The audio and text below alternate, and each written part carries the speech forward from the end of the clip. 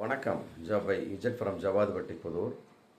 Power writer அப்படிங்கிற அந்த YouTube channel மூலமாக உங்களை மீண்டும் சந்திப்பு ரொம்ப மற்ற மகிழ்ச்சி. அத்தோட எங்கள் சேனலை சப்ஸ்கிரைப் பண்ணுங்கள், பெல் பட்டன் அழுத்த மறந்துடாதீங்க. அத்தோட எல்லாத்துக்கும் ஷேர் பண்ணுங்கள். 1995 ஒரு அற்புதமான ஒரு கட்சி அப்படின்னா அது பாமக. இன்னைக்கு சின்ன பின்னமாக சிதைந்து போய் கிடைக்கிறது.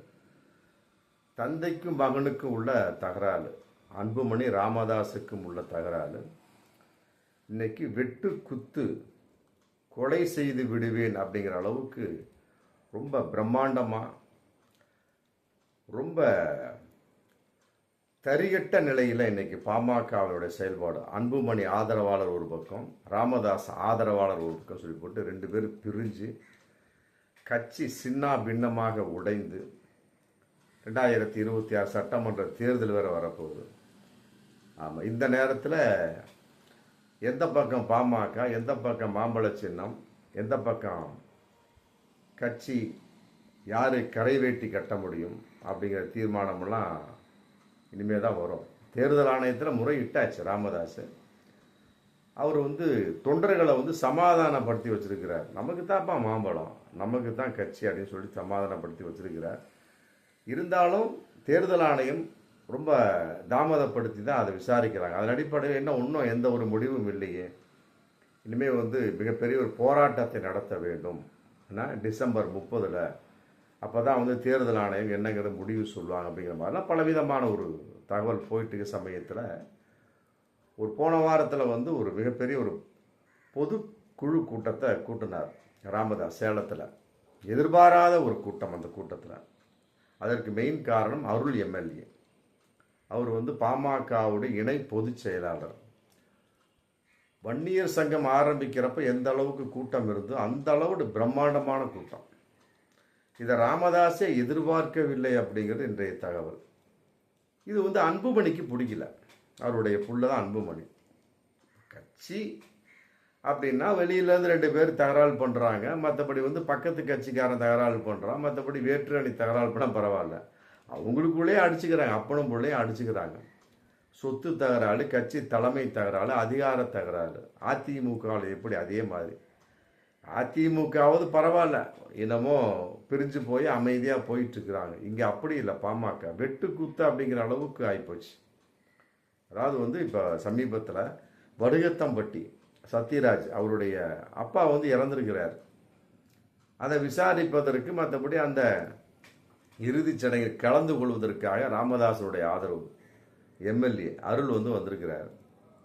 அவர் அங்கே இருக்கக்கூடிய பாக்குமட்டை ராஜேஷ்குமாருடைய பக்கத்தில் பாக்கும் மட்டையெல்லாம் வச்சு ஏதோ பாக்கு மரங்கள்லாம் வச்சு பண்ணிகிட்டு இருப்பார் போல வியாபாரம். அங்கே வண்டியை 4 நிறுத்தியிருக்கிறாங்க. ஒரு 10-15 கார் வந்தவங்க நிறுத்தியிருக்கிறாங்க. இங்கே நிறுத்தக்கூடாது கூட ராஜேஷ்குமார் பாமக தான் அவர் அன்புமணி ஆதரவாளர் சொல்லியிருக்கிறார். அவர் ஒரு மாற்றுத்திறனாளி. இல்லை, நான் இங்கே தான் நிறுத்துவோம் அப்படிங்கிற மாதிரி மிகப்பெரிய ஒரு தகராறான வார்த்தைகள். உடனே அது பக்கத்தில் இருந்த போலீஸார் சம்மந்தப்பட்ட வகையில் சமாதானம் பண்ணி அன்புமணி ஆதரவு ராஜேஷ்குமாரை தான் அவங்க சமாதானம் பண்ணி கூட்டிகிட்டு போய் அருளை விட்டுட்டாங்க. சரி, இவர் என்ன பண்ணியிருக்கார், அந்த இறுதிச் சடங்குல கலந்து வந்துருக்க சமயத்தில் இவங்க ஒரு 20-30-40 பேர் சேர்ந்து அருள் எம்ஏயை தடுத்து, ஒரு குறிப்பிட்ட தடைப்பாலம் அருகே தடுத்து, இரும்பு தடி, கொம்பு, அப்புறம் இரும்பு ராடு எல்லாத்தையும் தூக்கிட்டு அருளை கொலை செய்வதற்காக வந்ததாக இன்னைக்கு ஒரு தகவல். அதாவது அன்னைக்கு அருளை சொல்கிறார், பக்கத்தில் இருந்த ஒருத்தர் அன்புமணி தான் என்னை அனுப்பிச்சி விட்டாரு, அன்புமணி கொல்ல சொன்னார், உன்னை கொன்று விடையை சொல்லி போட்டு ஒரு அன்பர் சொன்னார் சொல்லி போட்டு அருள் இன்னைக்கு எம்எல்ஏ பாமக இன்னைக்கு வாக்குமூலம் கொடுக்குறார், பேட்டி கொடுக்குறார். சரியான ஆளுக்கு அடித்து அதில் 30-40 பேர்த்துக்கு மேலே காயம். இன்னைக்கு எல்லாம் ஆஸ்பத்திரியில் அட்மிட்டடு. அருள் எம்எல்ஏ உள்ளே இருந்ததுனால உயிர் தப்பித்தார். இல்லாட்டியும் அவரையும் ஒரு வழி பண்ணியிருப்பாங்க. ஆல்ரெடி அது சம்மந்தப்பட்டது பேசக்கூடிய சமயத்தில் அருள் சொல்கிறார், ஏன்னா அருளுக்கு அன்புமணி என்னை கொலை செய்வதற்கு ஆள் அனுப்பினார். அதே நேரத்தில் அன்புமணியும் நானும் அறிவு செல்வன் அப்படி எல்லாம் சேர்ந்து எவ்வளோ கோடி ஏற்றிருப்போம். அநியாயமாக அறிவு செல்வனை என்ன கொலை செய்து விட்டார்கள். அன்புமணி பற்றிய பலவிதமான உண்மைகளை நான் சொல்லப் போகிறேன், அதையும் ஒரு குண்டை போட்டிருக்கார் அருள் எம்எல்ஏ. இதன் அடிப்படையில் ஏகப்பட்ட பிரச்சனைகள், மிகப்பெரிய ஒரு தாக்குதல்கள் நடந்து, மற்றபடி குண்டாஸில் போடணும்னு சொல்லிவிட்டு ராமதாஸ் இன்றைக்கி அறிக்கை விட்டுருக்கார். அன்புமணி ஆதரவாளர்கள் அனைவரையும் குண்டாஸில் போடணும் அப்படின்னு அறிக்கை விட்டுருக்கார். அவ்வளோதான். உடனே குண்டாஸில் போட்டுற முடியுமா? அப்புறம் இன்னொரு அன்புமணி ஆதரவாளர் எம்எல்ஏ சதாசிவம் சொல்லியிருக்கார், எங்களுக்கு வந்து சிபிஐ விசாரணை வேண்டும் அப்படின்ட்டு இருக்கார். கரூரை போல சிபிஐ விசாரணை வேணுமா இதற்கு? எதற்கு சிபிஐ விசாரணைங்கிறது விவஸ்தையே இல்லாமல் போச்சு. இன்னும் வரக்கூடிய காலங்களில் சிபிஐக்கு மதிப்பில்லாமலும் போகலாம். அந்த மாதிரி இதெல்லாம் வந்து கட்சிக்குள் நடந்திருக்கக்கூடிய ஒரு விஷயம். ஓப்பனாக தந்தைக்கும் மகனுக்கும் உள்ள தகராறு. நம்ம அன்னைக்கே வந்து யாரையும் சும்மா விடமாட்டேன் என்ன, ஆமாம் அவருக்கு ஏதாவது ஆச்சு, தந்தைக்கு ஏதாவது ஆச்சுன்னா யாரையும் சும்மா விடமாட்டேன்னு சொல்லி போட்டு ஒன்றி வரக்கூடிய ஒரு வார்த்தை. எப்படி இருந்தாலும் சரி, ஒரு நேரத்தில் அப்பனும் பிள்ளையும் உள்ளே சேர்ந்துக்குவாங்க, மற்றவர்கள் எல்லாம் அனாதையாக பிரிக்கப்பட்டு விடுவார்கள். அப்படி ஒரு சூழல் வந்து இன்னைக்கு ஃபஸ்ட்டே வந்து வார்த்தையை விட்டார் அன்புமணி. அதன் அடிப்படையில் அப்படியே போயிட்டுருக்கு. தகராறு, தக்கம், உணர்ச்சி வேகங்கள், மற்றபடி வந்து ஒரு நிலைப்பாடான ஒரு விஷயத்தில் இன்றைக்கி பாமக இல்லை. அதன் அடிப்படையில் ஸ்ரீ காந்தி அந்த அம்மாவை வந்து ராமதாஸ் தன் மகளையே வந்து செயல் தலைவராக போட்டிருக்காரு. அந்த அம்மாவை வந்து இன்னைக்கு பேட்டி கொடுத்துருக்காரு. வெட்டுவேன் குத்துவேன்னு சொல்லி போட்டு அன்புமணி சொல்லிக்கிட்டு இருக்காரு. அநாகரிகமான அரசியல் பண்ணுறாரு. ராமதாஸ் வந்து நாகரிகமானவர். என்ன இந்த விஷயத்துக்கு மெயின் காரணம் அப்படின்னா, அந்த பாக்கு மட்டை மேலே வந்து வண்டியை நிறுத்திட்டாங்க, பாக்குகள் இருக்கிற இடத்துல. அதே நேரத்தில் வந்து ஏதோ ஒரு மீட்டிங்கில் வந்து அருள் எம்எல்ஏ வந்து அன்புமணி சாக்கடைன்னு பேசிட்டார். இதுதான் மிகப்பெரிய இன்னைக்கு பற்றி எரியக்கூடிய ஒரு விஷயம்.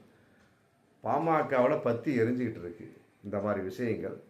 ஒருவருக்கொருவர் அடித்து கொள்ளுதல், கொலை செய்து விடுவார்களோ அப்படிங்கிற நிலைப்பாட்டில் இன்றைக்கி ஆளாளுக்கு மிகப்பெரிய ஒரு வன்முறையான ஒரு களமாக இன்றைக்கி பாமக இருந்துகிட்டு இருக்கு. உண்மையிலே இந்த மாதிரி இருக்கக்கூடிய சமயத்தில் 2026 சட்டமன்ற தேர்தல் வரப்போகுது. ஒரு பக்கம் ராமதாஸ் அதிமுக கூட்டணி இல்லை திமுக கூட்டணி, இவர் அன்புமணி பாஜக கூட்டணி தான். அது சதாசிவம் சொல்லிட்டார். அன்புமணி ஆதரவு நாங்கள் வந்து ஒன்றிய அரசின் பக்கம், ஒன்றிய அரசு எங்கள் பக்கம் இருக்கிறது அப்படின்ட்டாரு. இந்த மாதிரிலாம் ஒரு போயிட்டுருக்கு. ஆனால் உண்மையிலே இங்கே ஒரு அற்புதமான ஒரு கட்சி பாமக. அதை வந்து அப்பனும் புள்ளை எந்த அளவுக்கு வளர்த்தினாங்களோ அந்த அளவுக்கு சிதைத்து விட்டார்கள். இன்னைக்கு தொண்டர்கள் ஒட்டி கொண்டிருக்கிறார்கள் அப்படிங்கிறது ஒரு உண்மையிலே வந்து ஒரு பாராட்டக்கூடிய விஷயமாக இருந்தாலும், அவைகளுக்காக தந்தையும் மகனும் ஒன்றாக சேர்ந்து சரிப்பா நீ விட்டுரு, எந்த பிரச்சனையும் வேணாம், ஆமாம் வந்த வரைக்கும் விட்டுருங்க. தொண்டர்களுக்காகவாது சில குடும்பத்தில் பார்த்தீங்கன்னா புருஷனும் பொண்டாட்டியும் சண்டை போட்டுக்குவாங்க. அப்புறம் சமாதானப்படக்கூடிய சமயத்தில் பெரியவங்க சொல்லிட்டு போவாங்க, அப்பா உங்களுக்குள்ள 1000 பிரச்சனைப்பா, ஆளாளுக்கு என்ன இருக்கத்தான் செய்யும். 2 குழந்தை வந்துருச்சு, குழந்தைகளுக்காகவாது நீங்கள் ஒற்றுமையாக செயல்படுங்க, அடிச்சுக்காதீங்க, விவாகரத்தெல்லாம் போகாதீங்கன்னு போட்டு சொல்லிட்டு போவாங்க. அது மாதிரி வந்து நாம் சொல்லக்கூடிய ஒரு சூழல். அன்புமணி ராமதாஸும் ஆமாம் அன்னைக்கு சொன்ன மாதிரி தான் ஒரு அப்படி பாசத்தை தடவன மாதிரி சொல்லிட்டார். ஐயாவுக்கு ஏதாவது ஆச்சு உங்களை சும்மா விட மாட்டேன் அப்படிங்கிறப்ப அங்கே அப்பம் பாசம் ஒட்டிக்கிச்சுன்னு அர்த்தம். அப்போ அருள் நாளைக்கு ஒரு பிரச்சனை அப்படின்னா அருள் எம்எல்ஏ மற்றபடி சோன்ஸ் எல்லோருமே ஒதுக்கி வைக்கப்படுவார்கள்.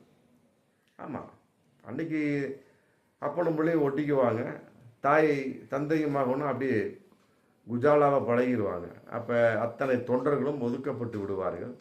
எந்த அளவுக்கு ராமதாஸ் மேலே அன்பாக பழகினார்களோ, எந்த அளவுக்கு அன்புமணி மேலே பழகினா எல்லோருமே வெறுக்கப்பட்டு, அப்போ தெரியும் தொண்டர்களுக்கும் என்னதான் அப்பனும் பிள்ளை ஒட்டிக்கிட்டாங்கப்பா, இப்போ நம்மளாம் அனாதையாக போயிட்டோம் அப்படிங்கிற ஒரு சூழல் கட்டாயமாக வரும்.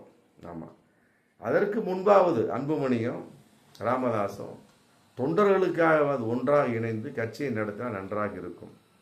ஆமாம் இல்லாவிட்டால் அவ்வளவுதான். 2026 சட்டமன்ற தேர்தலில் ஆல்ரெடி 2024 சுத்தமாக காலி, அங்கீகாரம் அவுட்டு, மாம்பழம்லாம் கிடையாது. 2026 சட்டமன்றத்தில் இன்னும் அவுட்டு முடிஞ்சு. பாமக என்ற கட்சி இருக்குமா? சுத்தமாக காற்றில் தொலைந்து விடும் என்பதுதான் இன்றைய சூழலாக இருந்து கொண்டிருக்கிறது. பார்ப்போம் மீண்டும் அடுத்த வீடியோ. நன்றி.